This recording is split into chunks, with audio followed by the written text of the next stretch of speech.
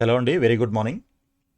So, మనకి neat exam every year ఏదో ఒక సమస్య వస్తూ ఉంది. అదే లీక్ అని, మాల్ ప్రాక్టీస్ అని, పేపర్ టైంకి అందకపోవడం అని, కొన్ని సెంటర్స్‌లో కరెంట్ లేదని, ఇట్లా రకరకాల టెక్నికల్ ఇష్యూసు ఇవన్నీ గూడా రావడం వల్ల చాలా నష్టం అయితే జరుగుతా ఉంది స్టూడెంట్స్ అందరికీ.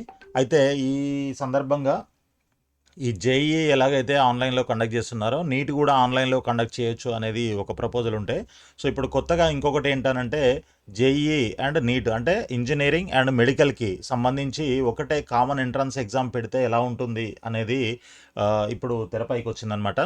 సో మరి దీనికి సంబంధించి ఇంకా ఎటువంటి డెసిషన్ అయితే తీసుకోలేదు. సో దీనికి సంబంధించి ఒక కమిటీ, ఏది మన డాక్టర్ రాధాకృష్ణ కమిటీ కూడా కొన్ని రికమెండేషన్స్ ఇవ్వడం జరిగింది. సో వాటన్నిటికీ సంబంధించి ఇంకా చర్చల స్థాయిలోనే ఉందన్నమాట. ఎటువంటి ఫైనల్ డెసిషన్ అయితే రాలేదు. సో దీంట్లో ఉన్నటువంటి ప్రాబ్లమ్స్ ఏంటి అని అంటే, ఎగ్జామ్ కండక్ట్ చేసినప్పుడు మరి ఇన్ఫ్రాస్ట్రక్చరు అంత సపోర్ట్ చేస్తుందా, ఇప్పుడున్నటువంటి ఇన్ఫ్రాస్ట్రక్చరు అంతగానం సపోర్ట్ చేస్తుందా? ఎందుకనంటే నీటు దగ్గర దగ్గర 23-24 లక్షల మంది రాస్తుంటే జేఈ వచ్చేసరికి 12-15-16 లక్షల మంది దాకా రాస్తూ ఉన్నారు. సో వాళ్ళని వీళ్ళని అందరినీ కలిపితే మనకి ఆల్మోస్ట్ 30 ల్యాక్స్ పైన ఓకే అవుతుందన్నమాట. 30-40కి దగ్గరలో ఉండే అవకాశం ఉంది నంబరు. సో మరి అంతమందికి ఒకేసారి ఎగ్జామ్ కండక్ట్ చేయాలి అని అంటే మరి ఎన్ని రోజులు పడుతుంది, ఏంటి, అంత ఇన్ఫ్రాస్ట్రక్చర్ ఉందా లేదా, ఇవన్నీ కూడా చెక్ చేసే ప్రయత్నం అయితే ఉంది. అయితే మరి ఇద్దరికి కలిపి క్వశ్చన్ పేపర్ ఉంటుందా అంటే లేదు. మేబీ కొన్ని కామన్ సబ్జెక్టులు ఏవైతే ఉంటాయో అవి దాదాపు సేమ్ ఉండే అవకాశం ఉంటుంది.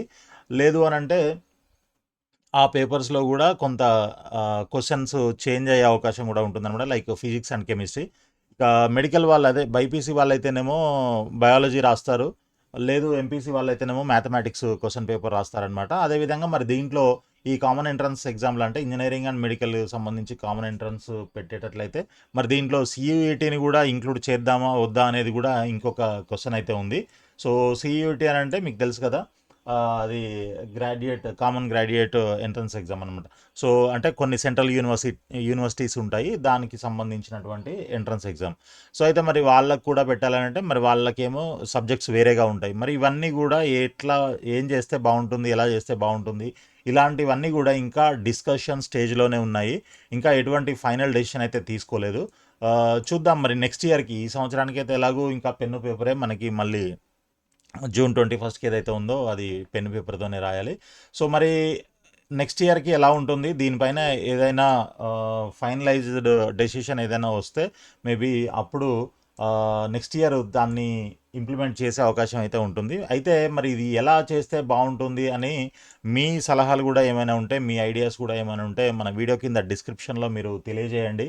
సో ఇది కామన్ ఎంట్రన్స్ పెడితే బాగుంటుందా, లేదు సపరేట్గానే ఉంటే బాగుంటుందా అనేది కూడా మీరు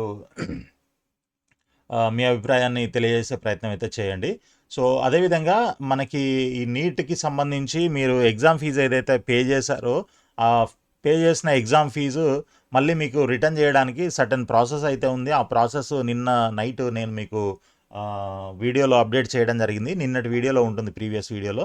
సో ఒకసారి అది చూసినట్లయితే మీకు ఆ నీట్ అదే ఎగ్జామ్ ఫీ రీఫండ్ గురించి మీకు క్లియర్గా ఎక్స్ప్లెయిన్ చేశాను అనమాట. సో మీరు ఆ ప్రాసెస్ కంప్లీట్ చేసినట్లయితే మీరు కట్టిన అమౌంట్ మీకు ఆటోమేటిక్గా మీ అకౌంట్లోకి వచ్చేస్తుంది. సో ఆల్ ది బెస్ట్ అండి. ఈ వీడియోని లైక్ చేసి మీ ఫ్రెండ్స్ కూడా షేర్ చేయండి. అదేవిధంగా మన ఛానల్ని సబ్స్క్రైబ్ చేసి ఫాలో చేస్తూ ఉండండి. అప్డేట్స్ అన్నీ కూడా రెగ్యులర్గా వస్తూ ఉంటాయి. ఆల్ ది బెస్ట్ అండి. Thank you.